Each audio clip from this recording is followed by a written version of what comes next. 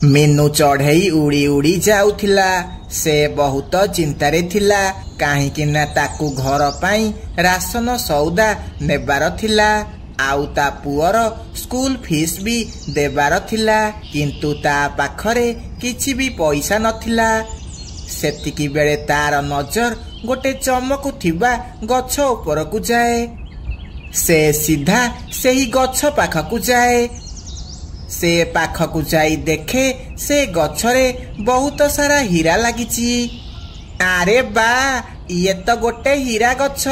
जदि मते गोटे हीरा मिली जाता ताहाले मोर सबु दुख दूर हेई जाता। मीनू चढ़ई से गछ को कुहे, हीरा गछ कौन मु तम गछरु गोटे हीरा नहीं पारिबी? चढ़ई मु सेई मानकु हीरा दिए जेउ माने मो परीक्षा रे पास हुअंती। जादूर हीरा गछ तमे मोर परीक्षा नियो देखिब मु तमर सबु परीक्षा रे पास हेबी। चढ़ई तो सह कथा हेई मते बहुत भल लागिला। तू मोर गोटे हीरा नेई पारिबु। आउ हाँ गोटे कथा मने रखे, तू जेमिति आउ द्वितीय थर मो पाखकू न आसु। नाई सांग मोर केवल गोटिए हीरा ही दरकार। मीनू चढ़ई गोटिए हीरा तोड़ी दिए आउ ताकू नेई घर को जीवाकू लागे। मीनू चढ़ई घन जंगल बाट देई जाउथिला। बाटरे से गोटे बुढ़ी काउकू कांदुथिबार देखे। से ता पाखकू जाए। माउसी तमे कांदुच कौन पाई? तमर कौन हेची?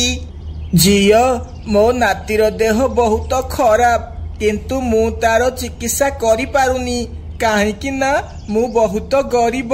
मो पाखरे किछि भी पैसा नाही।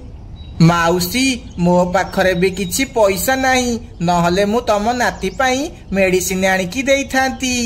झियो तो पाखरे जो हीरा अछि से हीरा तू जदि मते दियंतु ताहाले मु से हीरा को बिकी मो नातीर चिकित्सा करि पारंती। मीनू चढ़ई किछि समय पाई चुप हो जाए आउ तापरे से हीरा को से बुढ़ी काऊ को दे दिए। माउसी तमे हीरा नियो आउ तम नातीर चिकित्सा कर, मोर सेमिति बेसी असुविधा नाही। एहा कही मीनू चढ़ई से हीरा देई सेठारू चली जाए। माँ मो स्कूल फीस केबे दब? माँ तमे मो पाई नुआ चप्पल आनियो बोली कहिथिलो किंतु तमे किछि भी आइलनी। मीनू चढ़ई चुप हेकी बसे।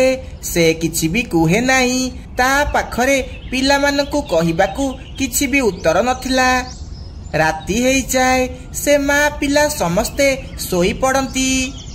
मीनू चढ़ई तू मो परीक्षा रे पास हेलु।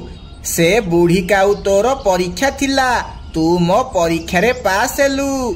मीनू चढ़ई रो निद भांगी जाए आउ से उठिकी बसी पड़े। आरे ये तो गोटे स्वप्न थिला। तापरे मीनू चढ़ई रो नजर ता घर रो कांथ ऊपर को जाए। से देखे ता घर रो कांथ पूरा हीरार हेई जाइतला।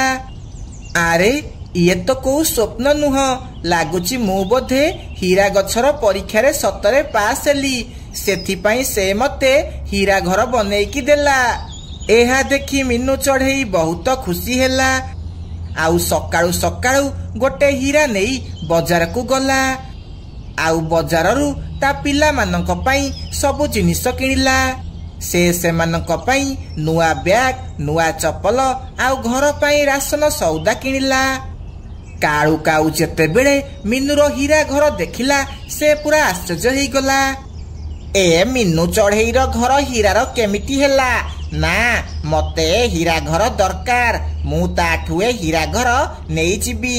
हाँ मु ताठू नेई जिबी। हा हा हा। तापरे काळू काऊ मीनू चढ़ईर घर पाखरे लुचिकी बसी पड़े। गुड्डी मानू ये नियो तम पाई नुआ स्कूल बैग आउ नुआ चप्पल आनिची। आज तू तमे जहा कहिब मु तम पाई सब आनिबी हेला। माँ एबे कौन मो स्कूल फीस भी जमा करिब?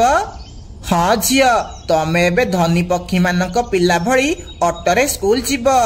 मीनू चढ़ई आउ ता पिला माने जेते बेले संध्या बेलकू नदी को पानी पीबाकू जाती सेतिकी बेले सांगे सांगे काळू काऊ तांको घर भीतर को पसी जाए आउ भीतर पटू कबाट बंद कर दिए।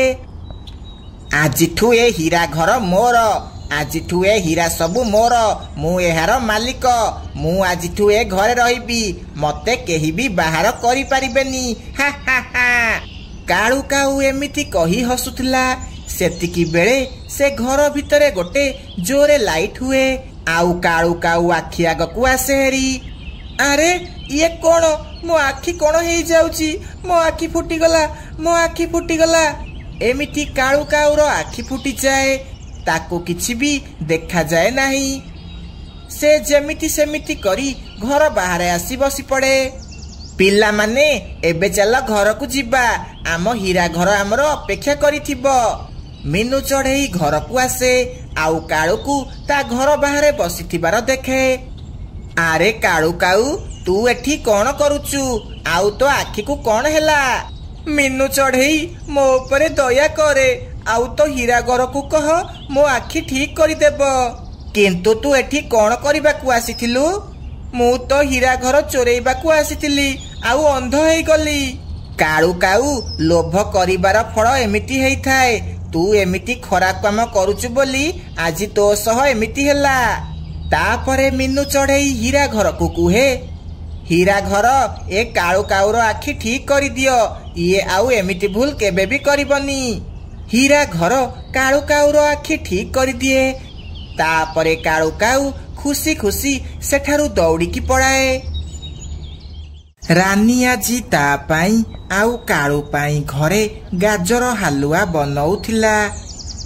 गाजर हालुआ आज बनेइची मिठा गाजर हालुआ। आजी काळू आउ मु मजा करी गाजर हालुआ खाइबू। केते बढ़िया बास्ना होउची। आजी लागुची गाजर हालुआ बहुत मजेदार हेबो। किछि समय भितरे रानी पूरा गाजर हालुआ बनेई दिए। गाजर हालुआ हेई गला, जाउची काळू को खाइबाकू देबी। तापरे रानी गरम गरम गाजर हालुआ नेई काळू पाखकू जाए। रानी लागुची गाजर हालुआ बहुत स्वादिष्ट हेइची, सेथि पाई एते भल बास्ना आसुची। आज तो मन भरिकी खाइबी। एहा कही काळू काऊ गाजर हालुआ खाइबाकू लागे। सेतिकी बेले रानीर भाई सेठाकू आसे। आरे भाई भल हेला, तमे एबे आसिल। मु आजी गाजर हालुआ बनेइची, तमे बास बस, मु तम पाई गाजर हालुआ आनिकी आसुची। आरे नाई नाई, मोर एबे किछि खाइबार नाही, मु तते नेबाकू आसीची। आजी मते झियो घर देखिबाकू आसीबे। तू एबे चाले मो घर को, तो छड़ा मोर आउ केही नाहाती। एबे घरे बहुत सारा काम अछि, तोर मोर मिसिकी सेमानंक पाई रोसेई भी करिबा। हाँ हाँ भाई मु जिबी, तमे एबे जाओ घर को, मु किछि समय परे जाउची। हौ तू जल्दी आसीबू, मु एबे घर को जाउची। एहा कही रानीर भाई ता जंगल को चली जाए। रानी तू आराम से जा, घरे जहा भी काम अछि मु सब कर देबी, तू चिंता करेनी। आरे मु तो आराम से जीबी, किंतु जदि ए गाजर हालुआ मु घरे छाड़ी की जीबी ताहले काळू सब खाई देब। आउ मु घर को आसिला बेलकू मो पाई किछि भी नथिबो ना, मते याकू संभाळिकी रखिबाकू पड़िबो। एहा कही रानी सबु जाक गाजर हालुआ नेई मीनू घर को जाए। आरे बा रानी, तू गाजर हालुआ बनेइचु, किंतु एते सारा गाजर हालुआ तू मो पाई कौन आनिके आसीचु? मु कौन एते सारा गाजर हालुआ खाई पारिबी? आरे मीनू मु तते देबाकू आसीनी, मु तते गाजर हालुआ तो फ्रिज रे संभाळिकी रखिबाकू देबाकू आसीची। काई रानी, तू कौन कुआडे जाउचु ना कौन? हाँ मीनू, आज मो भाई को झियो घर देखिबाकू आसुछंती, सेथिपाई मो भाई घर को जाउची। सेथिपाई तते गाजर हालुआ देबाकू आसीची। तू याकू संभाळिकी फ्रिज भितरे रखी दिए, नहले ये खराब हेई जिवो। मु काली आसिले ए गाजर हालुआ नेकी जिबी।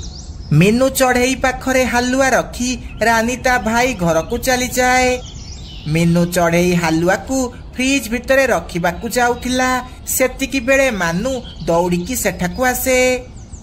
माँ जल्दी चाले मो सह, मु गोटे मनीष घर बाहरे किछि डाली पड़िथिबार देखिली।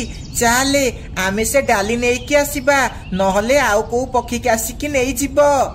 ମାନୁ କଥା ଶୁଣି ମିନୁ ଚଢ଼େଇ ସାଙ୍ଗେ ସାଙ୍ଗେ ମାନୁ ସହ ସେହି ମଣିଷ ଘର ପାଖକୁ ଯିବାକୁ ଲାଗେ। ଆରେ ବା ମାନୁ, ଏଠି ତ ବହୁତ ସାରା ଡାଲି ପଡ଼ିଛି। ଏବେ ଆମେ ସବୁଦିନ ଡାଲି ଭାତ ବନେଇକି ଖାଇବା, ଆଉ ଆମର ଖାଦ୍ୟ ଖୋଜିବାକୁ ପଡ଼ିବନି। ହଁ ମା, ଜଲ୍ଦି ଜଲ୍ଦି ଚାଲେ, ଏସବୁ ଡାଲି ଉଠେଇ ଦେବା, ନହେଲେ ଯଦି ଆଉ କିଏ ଆସିବ ହେରି ସେ ନେଇଯିବ।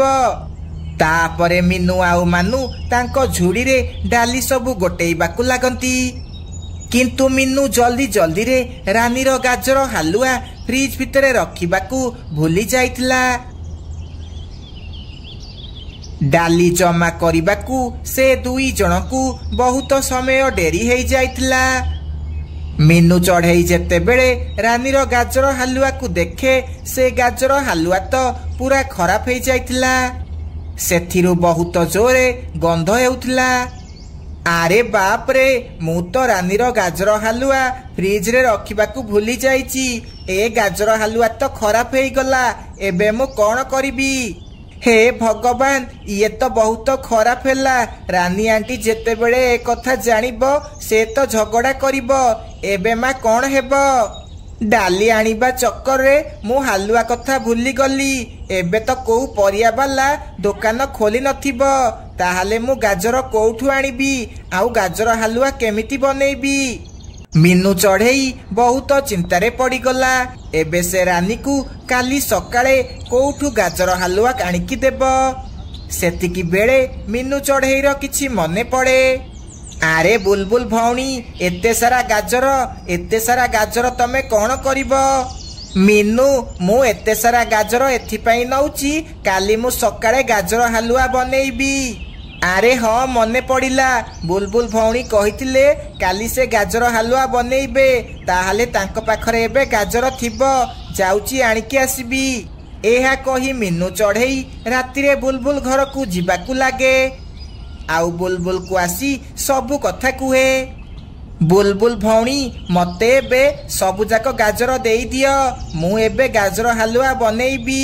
କାଲି ସକାଳୁ ପରିବାବାଲା ଆସିଲେ ମୁଁ ଗାଜର କିଣିକି ତମ ଘରେ ଆସିକି ଦେଇଦେବି। କିନ୍ତୁ ମିନୁ ଚଢ଼େଇ, ମୁଁ କାଲି ସକାଳେ ଗାଜର ହାଲୁଆ ବନେଇଥାନ୍ତି। ହଁ ବୁଲବୁଲ ଭଉଣୀ, ମୁଁ ଜାଣିଛି, କିନ୍ତୁ ମତେ କାଲି ସକାଳେ ରାନୀକୁ ଗାଜର ହାଲୁଆ ଦେବାର ଅଛି, ନହେଲେ ସେ ମତେ ବହୁତ ଲଜ୍ଜିତ କରିବ। ମୋ କଥା ଟିକେ ବୁଝିବାକୁ ଚେଷ୍ଟା କର।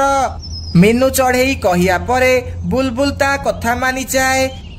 ତାପରେ ମିନୁ ବୁଲବୁଲଠୁ ସବୁଯାକ ଗାଜର ଆଣେ ହେରି, ଆଉ ତାପରେ ଗାଜର ହାଲୁଆ ବନେଇବାକୁ ଲାଗିଯାଏ। କିଛି ସମୟ ଭିତରେ ସେ ମିଠା ମିଠା ଗାଜର ହାଲୁଆ ବନେଇ ଦିଏ। ଏବେ ଗାଜର ହାଲୁଆ ହେଇଗଲା।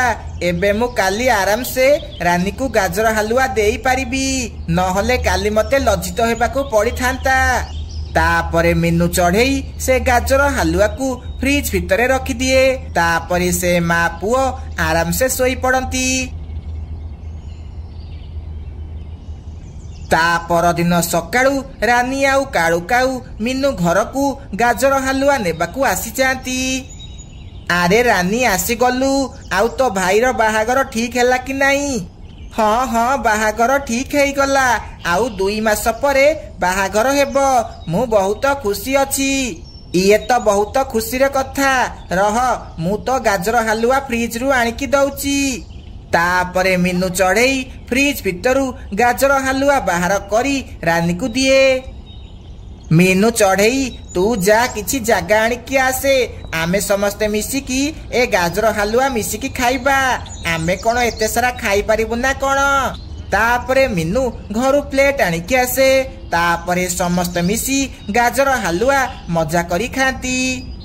ସାଙ୍ଗମାନେ, ଆପଣଙ୍କୁ ଯଦି ଆମର କାହାଣୀ ଭଲ ଲାଗିଛି ତାହେଲେ କାହାଣୀକୁ ଗୋଟେ ଲାଇକ୍ କରନ୍ତୁ, ଆଉ ଚ୍ୟାନେଲକୁ ସବସ୍କ୍ରାଇବ କରିବାକୁ ଜମାରୁ ଭୁଲିବେନି।